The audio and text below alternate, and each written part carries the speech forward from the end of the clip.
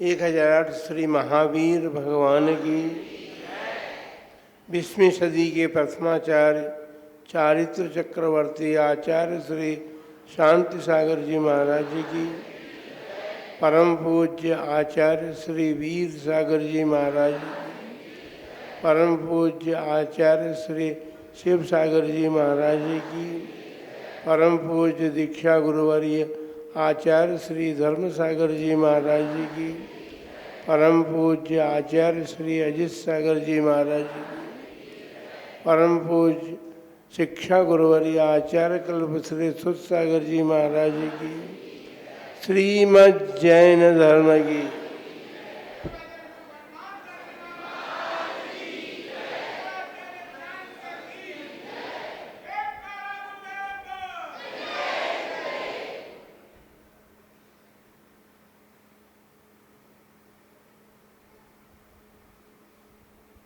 बेटियों की चर्चा हुई।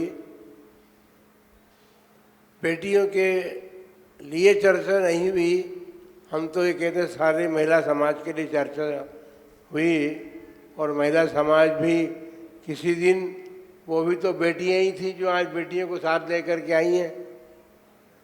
उन्होंने अपने जीवन को संस्कारित देखा है या संस्कार जो प्राप्त किए थे उसी के अनुसार तो अपना जीवन बनाने का प्रयत्न पुरुषार्थ किया है।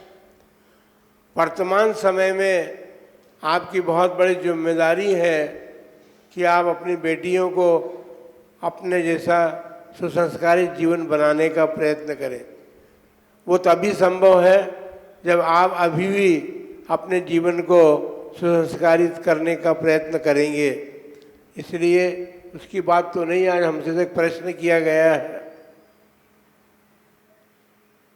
उस प्रश्न के संदर्भ में क्या क्या मुझे प्रश्न एक बार फिर से दोहरा दो।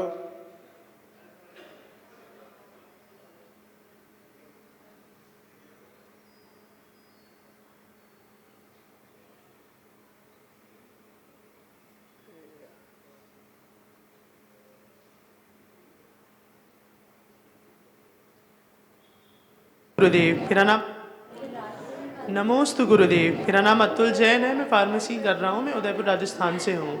मेरा प्रश्न आपसे यह है कि हम इस उम्र में हम धर्म की प्रभावना कैसे कर सकते हैं? नमोस्तु।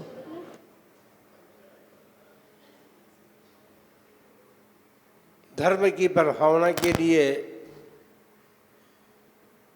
पूछा गया है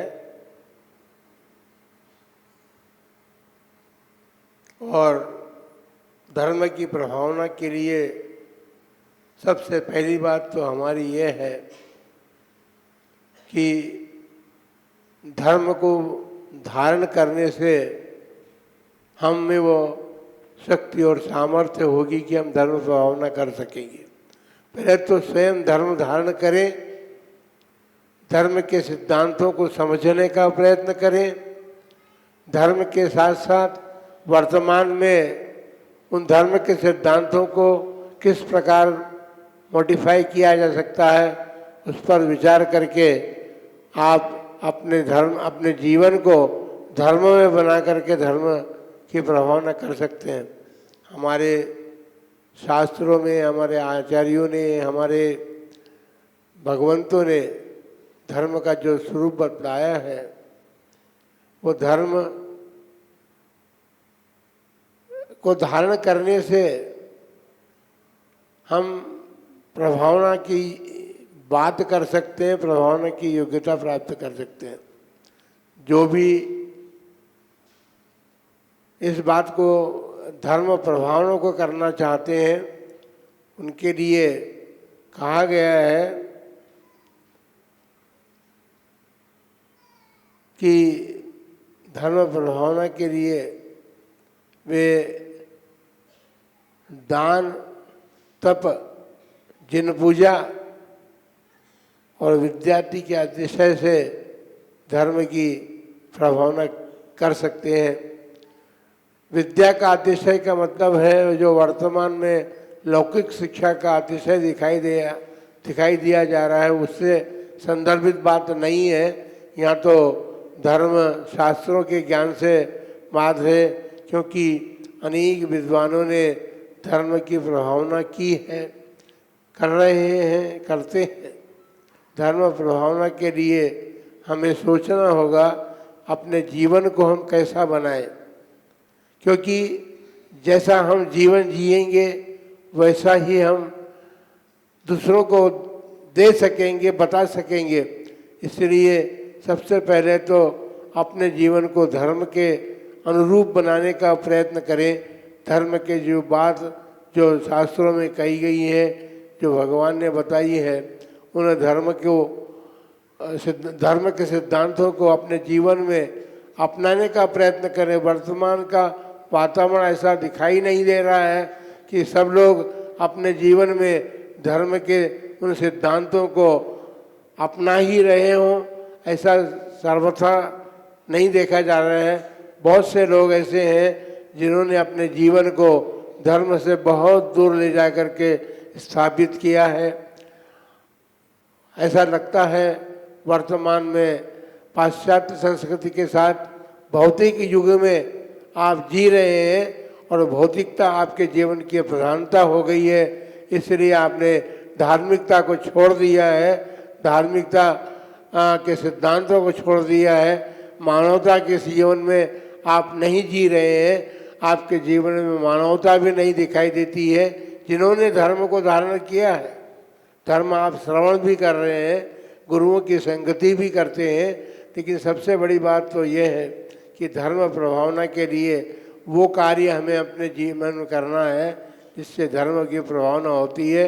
तो धर्म की प्रभावना के लिए सबसे बड़ी बात तो ये है कि अपने जीवन में उन बातों को अपनाएं जो हमें धर्म धारण करेंगे। एक तो सबसे बड़ी बात ये है कि धर्म की प्रभावना करने के लिए अपने जीवन को व्यसन मुक्त बनाने की आवश्यकता है।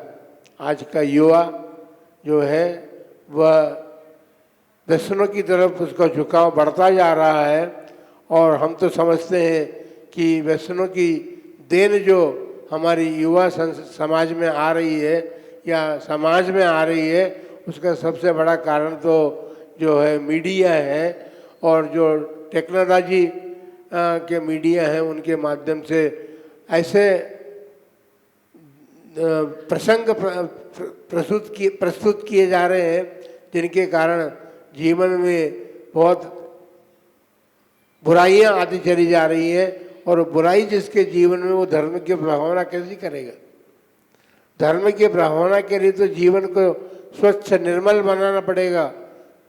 हमारे जीवन में वो बातें अपना पड़ेगी। आपको देखना होगा कि हमारे गुरुजन जो पूर्व में हो चुके हैं, आचार्य परम पूज्य चारी चक्रवर्ती आचार्य श्री शांति सागर जी महाराज ने शास्त्रों को बिना पढ़े अपने पूर्व भव के संस्कारों के वशीभूत होकर के उन्होंने अपने जीवन को ऐसा बनाया कि वे स्वयं अपने आत्मा की प्रभावना तो कर ही सके, लेकिन आत्मा की प्रभावना के साथ साथ उनसे धर्म की प्रभावना भी बहुत बड़ी हुई है।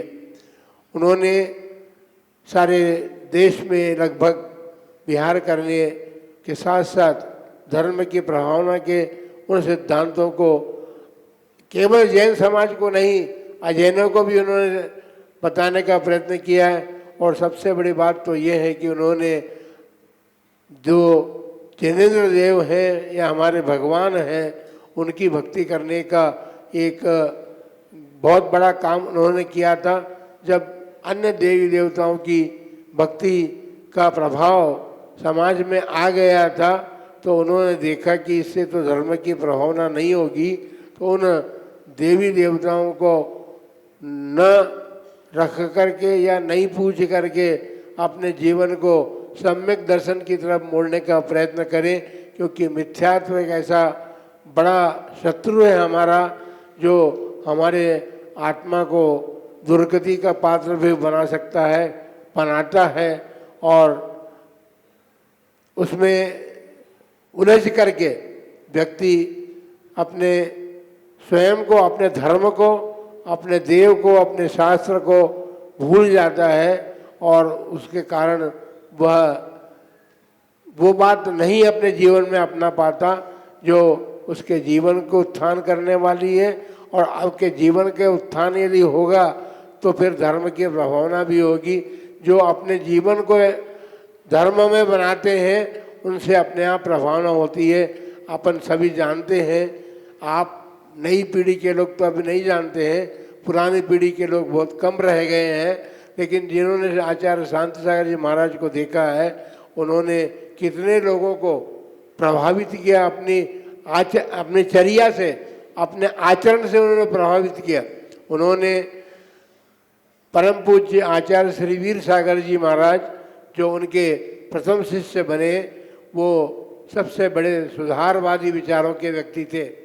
और जब उनके पास गए, क्या वर्तमान में साधु हो सकते हैं, होते हैं, तो इसीलिए वो अपने मित्र के साथ, अपने साथी के साथ जब उन्होंने ज्ञात किया कि दक्षिण भारत में एक दिगंबर साधु तो हैं, वैसे दक्षिण भारत में तो कई दिगंबर साधु थे, लेकिन वो जिस प्रकार का साधु जीवन चाहते थे उस प्रकार के जीवन को देखने के लिए वो महाराज जी के पास गए और उन्होंने प्रश्न यही किया, क्या आप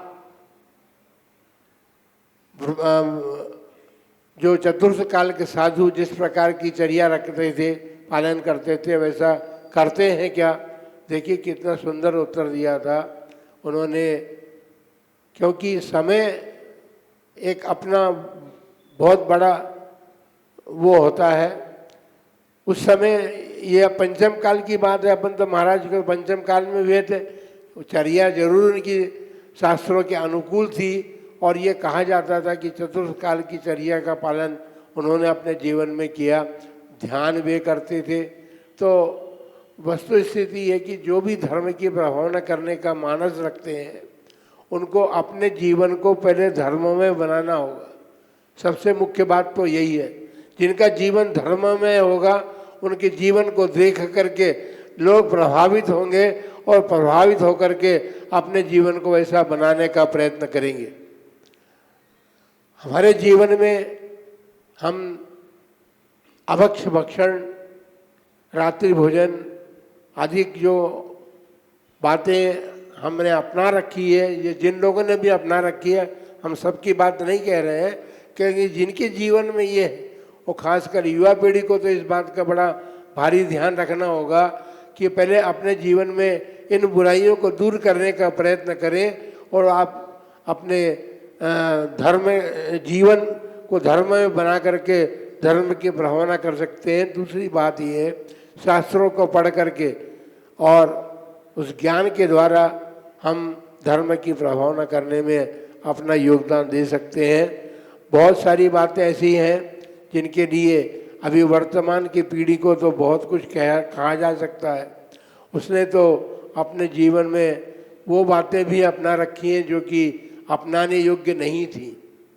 जीवन में उन रहन सहन, खान पान इत्यादि बातें जो हैं, जो आगम के संदर्भ में विपरीत दिखाई देती हैं, उन सारी बातों को उन्होंने अपने जीवन में अपना रखा है। उन बातों से जब तक अपने जीवन को दूर नहीं करेंगे तो आप स्वयं अपनी आत्मा के साथ बड़ा भारी वो करेंगे। एक प्रकार से कहना चाहिए कि आप अपनी आत्मा को ठग रहे हैं, किसी को नहीं ठग रहे हैं। बंधुओं, वस्तु स्थिति ये है कि जिन्होंने अपने जीवन को शास्त्र के अनुकूल बनाया है वे ही लोग धर्म प्रभावना के लिए योग्य हो सके हैं।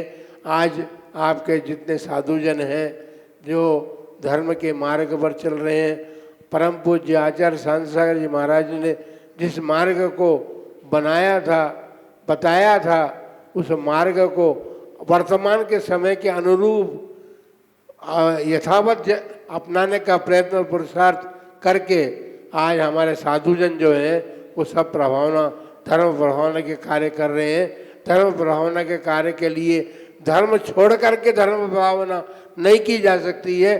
धर्म प्रभावना के लिए तो धर्म को धारण करके हम धर्म की प्रभावना कर सकते हैं। इसलिए जो प्रश्न उपस्थित हुआ है और वास्तव में देखा जाए वो युवा पीढ़ी का प्रश्न हो सकता है, होता है, तो हम सारे युवाओं को यही कहना चाहेंगे कि हमारे आगम के अनुरूप और गुरुजनों के उपदेश के अनुरूप, गुरुजनों के जीवन को देख करके हम उस संगति को छोड़ें, सुसंगति को हम प्राप्त करें और ऐसी संगति हमारे जीवन में हो जो हमारे जीवन को उन्नत बनाने में कारण बने। और उन्नत बनाने के साथ साथ हमको ये देखना होगा कि हम समझने का प्रयत्न करें कि वास्तव में हमारे जीवन से धर्म की भावना हो रही है या नहीं हो रही है। देखिए, जो भी व्यक्ति अपने जीवन में यत्किंचित जो भी धर्म अपनाता है, उस धर्म को देख करके लोगों को लगता है, वो सोचते हैं हमारा जीवन कैसा है और इनका जीवन कैसा है। इस बात को, और यही बात है, यही लोगों को प्रभावित करती है। और ऐसा धर्ममय जीवन आप बना करके धर्म की प्रभावना करें। इन्हीं मंगल भावनाओं के साथ जय बोलो महावीर भगवान की।